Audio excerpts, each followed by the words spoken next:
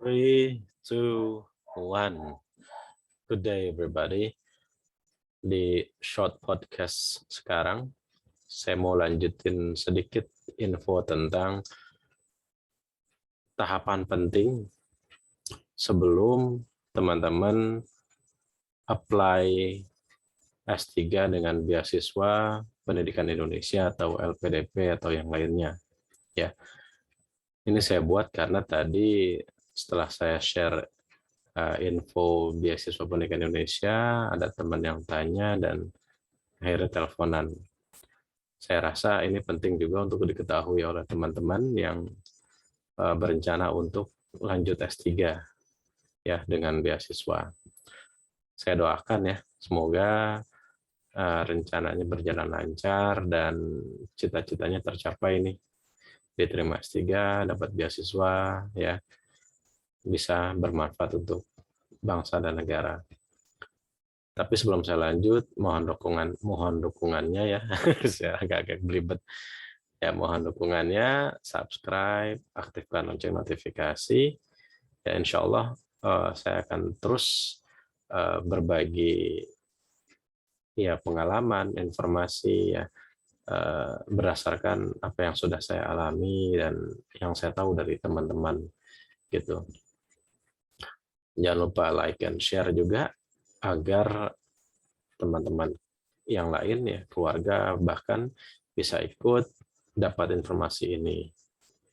Gitu. Oke.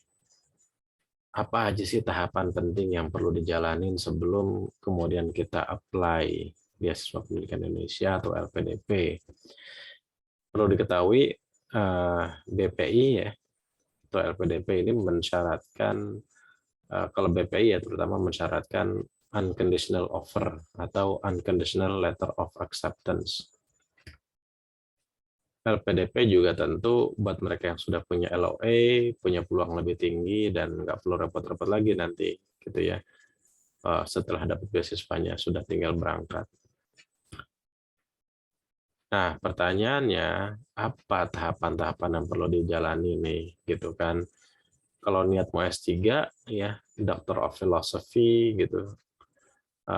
Rata-rata PhD itu kan research student ya, meneliti gitu. Tentu tahapan pertama adalah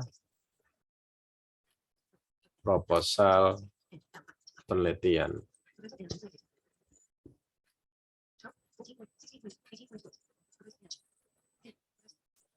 Oke.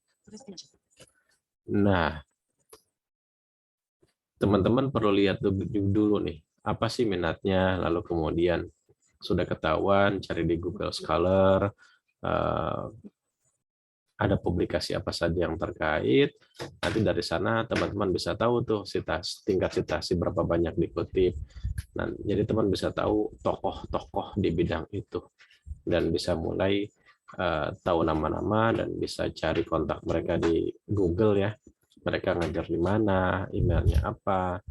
Setelah itu bisa baca publikasi mereka yang sesuai di bidang itu, pelajari dan buat proposal penelitian sesuai dengan expertise atau minat para profesor yang mau kita hubungi gitu.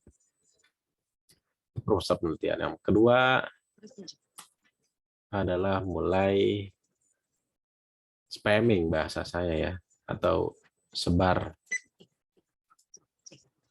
email. Oke.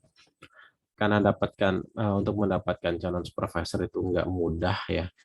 Jadi kita perlu nyebar email gitu. Jadi setelah kita punya proposal penelitian, kita kontak via email, lalu kemudian kita attach ya proposal penelitian kita. Nah, gimana caranya? Caranya gampang. Yang pertama, ya kita mau kampus mana deh misalnya. Kampus mana, nah kemudian kita cari deh.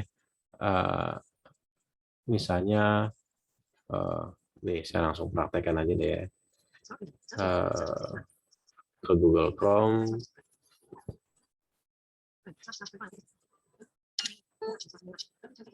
Oke. Lalu kemudian Google Advanced Search dulu. Saya suka Google Advanced Search.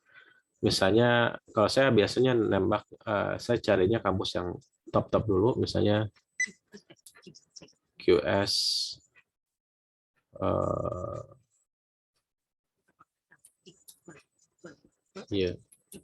University ranking, misalnya education ya. Oke.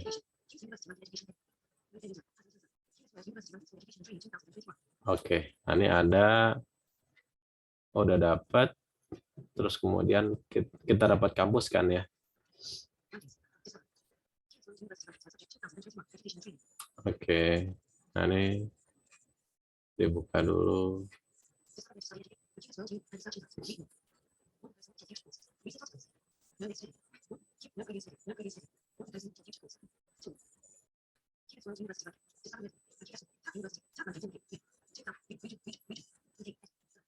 Sebentar. Nah, ini kan ada tuh ya daftar kampusnya. Misalnya kita udah dapat nih, kita udah milih, oh misalnya mau UCL misalnya. Oke, gimana cara dapetin kontak supervisornya? Kalau saya biasa begini, saya ke Google Advanced Search, saya ketik misalnya UCL, professor, profile, misalnya apa, inclusive education misalnya, inclusive education, email misalnya. Nah, tuh langsung dapatkan kontaknya. Dr. Emilia Roberts. Ya, oke. University College London, bener ya? Oke. Udah nih, tinggal buka, dapat alamat emailnya, kirim deh email komunikasi. Ya.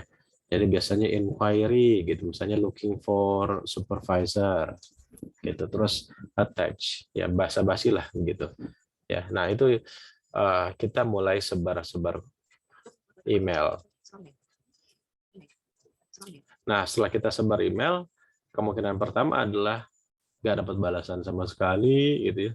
Kemungkinan kedua, kita dapat balasan tapi lama, gitu. Kemungkinan ketiga, cepat dibalas tapi udah nggak available, misalnya udah pensiun.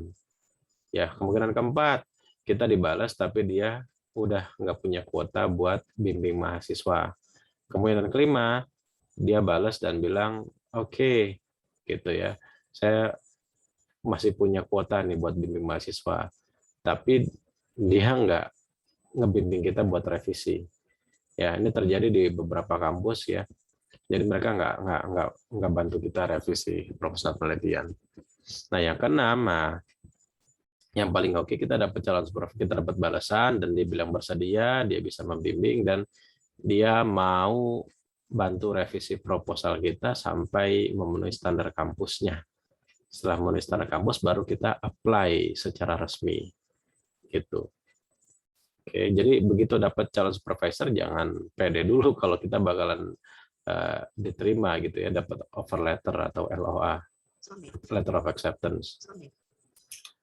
Ya, setelah sebar email berikutnya ya sudah mulai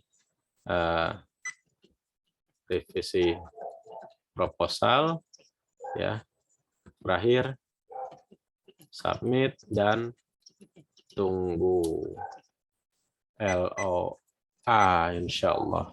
Ya, ketika ketemu calon supervisor yang mau membimbing merevisi proposal, nah itu enak tuh ketika dia bilang, oh nih, yuk kita revisi gitu. Terus kemudian gini dikasih feedback.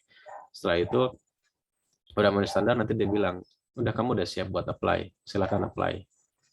Gitu. Nah begitu udah apply, udah tuh itu kemungkinannya besar sekali kalau kita dapat letter of acceptance. Gitu. Setelah dapat unconditional offer atau letter of acceptance, ya baru deh kita apply beasiswa pendidikan Indonesia atau LPDP. Gitu ya.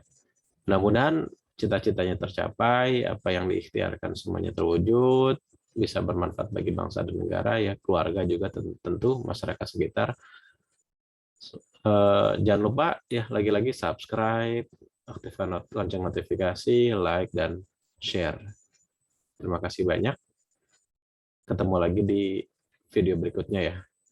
See you around. I wish you a great day. Bye.